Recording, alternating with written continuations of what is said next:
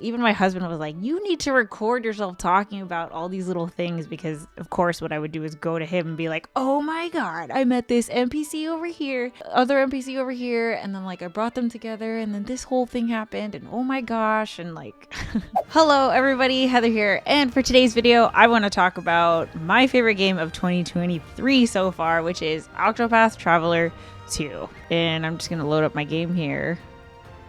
As you can see, it's been 122 hours of just absolute bliss playing this game. I had so much fun. It was just such a treat to play this game. This is definitely one of those games where I was feeling a sense of dread finishing it because I knew it was going to be over and I didn't want it to be.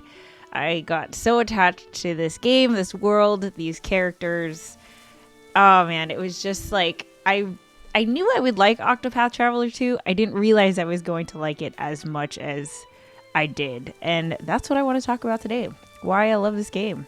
It's so good. I absolutely loved it.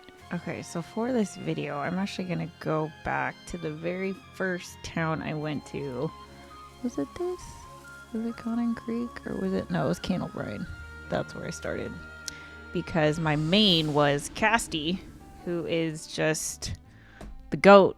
Casty's the goat. All right, so I have my notes here, and I have 5 things I want to talk about that I really liked in Octopath Traveler 2, which I'll start with the story. So I loved Octopath Traveler 1.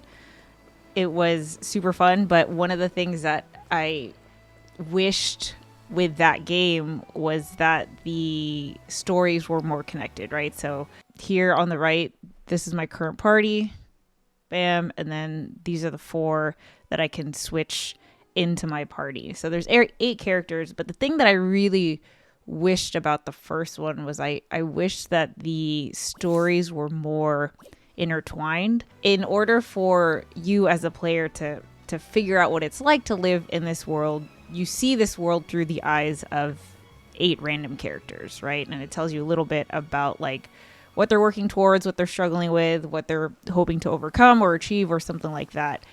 And that's the same for this game. But the thing that I absolutely loved about this game is that the stories actually do connect. I don't remember them connecting at all in the first one. Like, I think they were just totally disjointed. And it kind of felt like that when you first play Octopath Traveler 2, and I was okay with that because I got so much joy out of playing the first one, and I was like, if the second one is just gonna be more of the first one, I'm totally cool with that. But no, what a treat. Like, I didn't even expect it. I knew nothing going into Octopath Traveler 2 except for the fact that it's Octopath Traveler 2. I didn't like watch anything, read anything. I didn't follow any updates or anything. So to see the stories actually, you know, come together in a very unexpected way was, oh man, I like really could not put it down because of the story, which I didn't think was going to be a thing. I think part of the reason why I did enjoy it so much is because I knew nothing. I didn't know that the stories were eventually going to connect. If I had known, I think I would have been more excited to play it. But yeah, that's all I'm going to say, just in case you haven't played Octopath Traveler 2. But if you're on the fence, like, it's such a treat. Even if you're looking for a game with a good story, which is like mainly why I play games, Octopath Traveler 2 definitely delivers. Next up, graphics, the music and the sound. I kind of just combined all of these.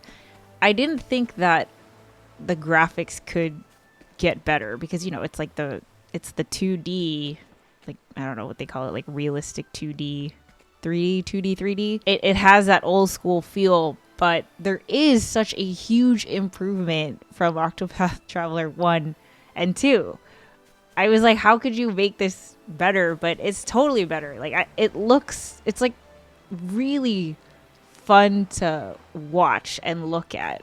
And oh man, I can't tell you like how many screenshots and how many videos I've or screen captures I've taken of this game, because it's like, like even just like the depth right here, right? You see the city in the background, and there's like, you know, kind of there's like atmosphere, like dust floating through the air and stuff. It really adds to the vibe. Oh, I don't know. It's just like, and the sounds. I feel like I'm getting giddy just talking about this game, but like the sound effects of the game are really it makes the game feel really tactile, right? Like even just going through the menu and like the battle system and stuff like that, you know, little things like the footsteps, it really felt very like satisfying. It's like clicky almost, right? Like tactile. That's the best way I can put it. Yeah, and like that. It's crazy because there's 8 characters, and all 8 characters can be every single class. And so, you know, you have to have like a different outfit, a different sound effect, different voiceover, different animations for like all of that, which, you know, I know this is expected for games nowadays, but like, I don't know. I loved watching all of that. I loved seeing all of that. And especially, you know, as I grew more connected to the characters, it was like, yeah, I want to see Hikari as a hunter, and he's got his like you know, ears here. Let me change him. Let's change him to look at him in this outfit. Like, how cute is this? And then for the music, so Octopath Traveler 1, the OST, is one of my favorite soundtracks to put on while I'm working to this day. Even though that game is like years old, it's probably the soundtrack that I've listened to the most while I work. There are a lot of times where I'm like, it can't get better than this. Like, there's no way it can get better than this. Octopath Traveler 2 totally gets better than this. Oh yeah, this song, At Your Back. Like, I would come into the pub, I would switch my characters, I'd change the song to this one, At Your Back, and then I'd go through the menu and plan like, okay, which character is going to get which job, which, you know, which weapon are they going to need, and I would just like tinker in here. But I'd change the soundtrack, and it kind of like put me back into that like, okay, it's time to do work concentration mode. I loved this soundtrack. I love this song is my favorite, but like all of the songs are so good, and it, you know, it's nice that like my work music is now going to have both Octopath Traveler 1 and 2. There's not a bad song. You know, like, I really don't know what else to say aside from the fact that I could just sit here. I could literally sit here in this pub and just have the gramophone go because it's a vibe and I love it. Okay, so now let's talk about the battle system. One of the things that made me want to play Octopath Traveler was the turn-based battle system, because I just, you know, I'm 37. I grew up playing turn-based RPGs, so, you know, they're rare nowadays, and I love that there is a game that's like, no, we're gonna modernize it, but we're gonna keep it, right? We're gonna still do turn-based, and some people don't like it. I absolutely love it. It's totally my jam. But what I really like about Octopath Traveler 2 is that even though it is turn-based, it isn't, there's like the simplicity of, okay, you just have to level up your characters, and if your characters are, you know, higher level than the enemies, you're going to be fine. You could just attack or cast some spells or whatever. And then there's the other side of the spectrum where it's like you can get real specific with the strategy of, like, you know, you could look at the stats of certain characters, you know, ones that have higher attack or higher magic or spirit and all that. And then, you know, you can customize like the gear that you're wearing and, you know, have them be certain classes and all that. There's like the extreme of that, and I feel like Octopath Traveler 2 is in the middle of that, right? Like, there is customization. I think you can get really customized, but I don't like that part. So that's the part out of RPGs that, like, I don't really like to do the strategy, because I feel like it takes away from the game for me, because I like to just focus on the story.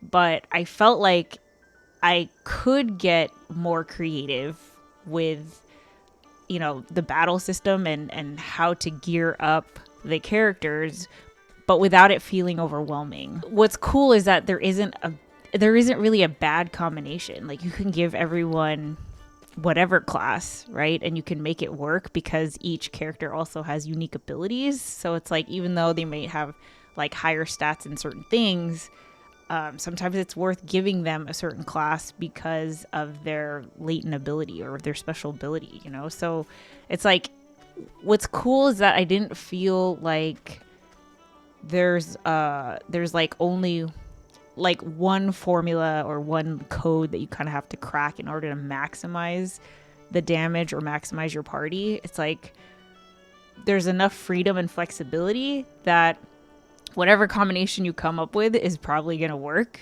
You could actually try to attempt a boss that was like, you know, a few levels higher than the recommended level if you could figure out a good combination of like your party, right? Like if you can figure out, like, you can tinker enough to try different things and like, you know, what I found myself doing a lot was trying the boss and then dying and then trying again. And for some reason, like, I didn't have the inclination to look up stuff online, which is like, that's very typical for me, especially because I don't like the strategy part a lot. Usually what I do is I just look up online, like, okay, you know, what's the best party, or what's the best configuration, or what's the best way to tackle a boss, what's their weaknesses, blah, blah. But for some reason, I didn't do that at all with Octopath Traveler 2. And I want to say that's because of how the game made it feel approachable. Or it wasn't as intimidating, right? Like, it wasn't overwhelming for me, which is like, you know, where I'm like, oh, forget it.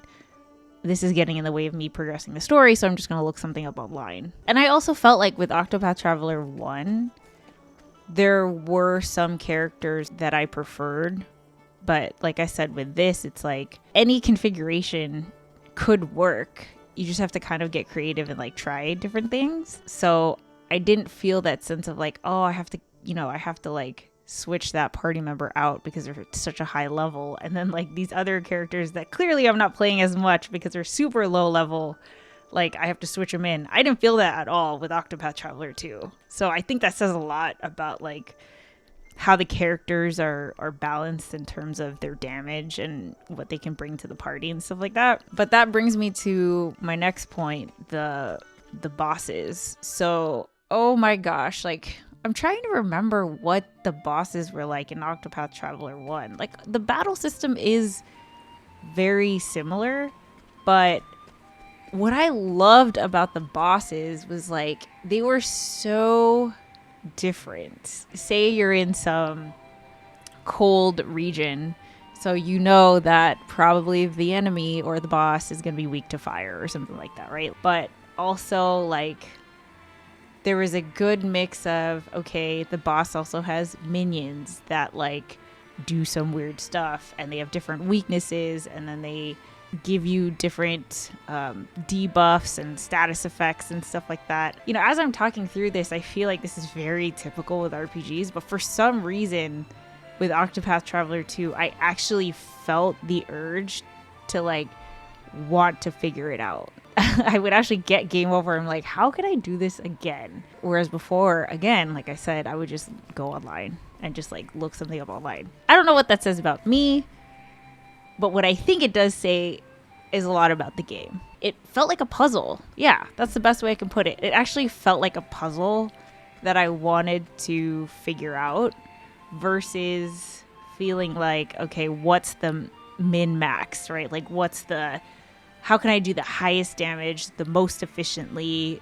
And I'm never going to figure that out. So I'm just going to go online and see what everyone else has been doing. Every boss, I would go tell my husband, Tom, like, oh my God, this boss was so crazy because it would do this and then this and then this. And like, I had to try to figure this out and stuff like that. But yeah, like, the bosses were so fun because it really didn't feel like, you know, if the boss is level 50, you just have to be like level 50 or level 55 or something like that. Now, probably my favorite part about Octopath Traveler 2 were the NPCs. And this is kind of a weird thing to say, like, if you haven't played this game, but basically, like, when you talk to the NPCs, right, like there's this person right here, each character that you have can interact with the NPCs in a certain way. So like one character can get more information out of them, another character can duel them, and then when you duel them and win,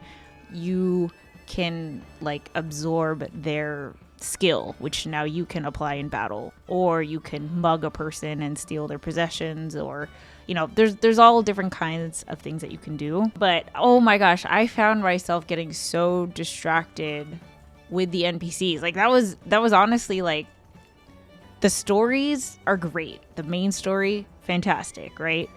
But like the NPCs are also so good. Like the writing is so good with each of these like NPCs, and it's like, why, right? So like here you can get a little since Casty was my main, you can do an inquire thing, right? And then it'll give you a description of that person. And you could do this for every single NPC in the game. But then it'll be like, okay, a lovely and lively woman who moved to Orzrush in the early days of its founding. She has seen it thrive and fall, but has never bet against it and continues to be its champion behind the scenes, right? But sometimes it'll say something like, oh, you know, this person used to be a professional, you know, herbalist or something, and they decided to give up that job, but would like to continue like cultivating herbs in some way. And then I don't know, 6 hours later, in terms of game time, right? Like you've been playing for 6 hours, like you've been playing for a whole day, and you're 3 towns away from this other person that you talk to. And then that person will be like, oh yeah, I found these herbs and I'm not really sure what to do with them. And then you're like, oh my gosh, what about that herbalist I met 6 hours ago in that other town all the way down there? And then you like connect the NPCs, and sometimes it works and sometimes something happens, but then sometimes nothing happens, right? And like, again, it was this weird thing where I didn't feel like I needed to have the right answer. I didn't mind figuring it out. For some reason with this world, the whole world felt like a giant puzzle. Every NPC was like its own puzzle piece, and you had to like find how all the NPCs connected somehow. And it was just so fun to just try and be like, I don't know, maybe these people are on the same wavelength and maybe something will happen, but if nothing happens, it's totally cool. And I just loved getting lost in that and trying to figure it out. The writing is so good, even if it's just this insignificant NPC, like you'll probably never talk to again. But like, I felt like so many of the dialogue that they would say, or the things that you would discover when you interacted with that NPC, would actually add to the world and the story. There was a lot of Easter eggs, you know, there's a lot of like, oh my gosh, that person knows one of my main characters, like they had a connection in the past or something like that. I felt like in Octopath Traveler 1, I would kind of not breeze through the dialogue, but I wouldn't read it as carefully. With this, it was like you actually had to read and remember, because, you know, the map is like pretty big. It's a pretty big map, and like, I don't know, sometimes you'd have to find someone who was across the ocean and like connect those NPCs. But like, I can't tell you how many times I actually had to pull up a notes app, like my notes app on my phone, and like take notes of, okay, there's this NPC in this town looking for this. If I ever run into someone who is like selling this or has this in their possession and I have to like steal it somehow or something like that, I would actually make notes to myself to keep an eye out, because I didn't want to forget. When I turned on Octopath Traveler 2, I really felt like it was in this world, and everything I needed to know was all in here. Like all the answers were in here. There wasn't anything where I felt like, oh, how would I have known that? Like there's no way I would have known to do that. Sometimes I feel like with other games, it's like, how would you have guessed that? You know, like how would you have figured that out? But with this, it's like, I know that if I don't have the answer now, as I progress through the game, meet other characters, like I'll probably bump into it or discover it somehow, and it'll make sense. And I might not know what this means right now, but like later on it'll click. And I actually had the patience to want to be able to do that. Whereas before it was like, you know, if I can't like complete this side quest right away, I'll just look online and be like, okay, whatever, let me just look. I'm so glad I didn't look up anything online.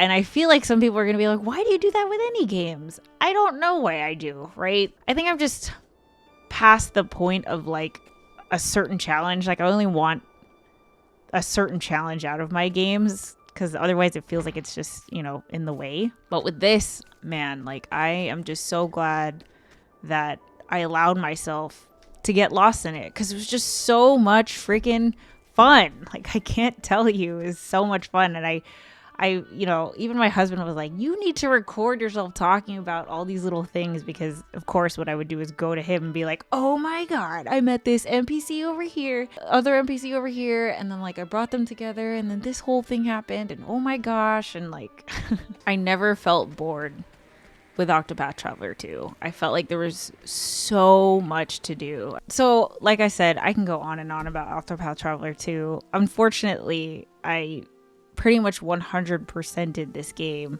There's only one thing that I haven't done and I'm just choosing not to do it because this is where it crosses into like too intimidating, too challenging, which is like basically there's this boss that is kind of a side quest and it's totally crazy, you know, like you just it's to the point where like I just have no interest in trying to crack that code, so I'm not gonna do it.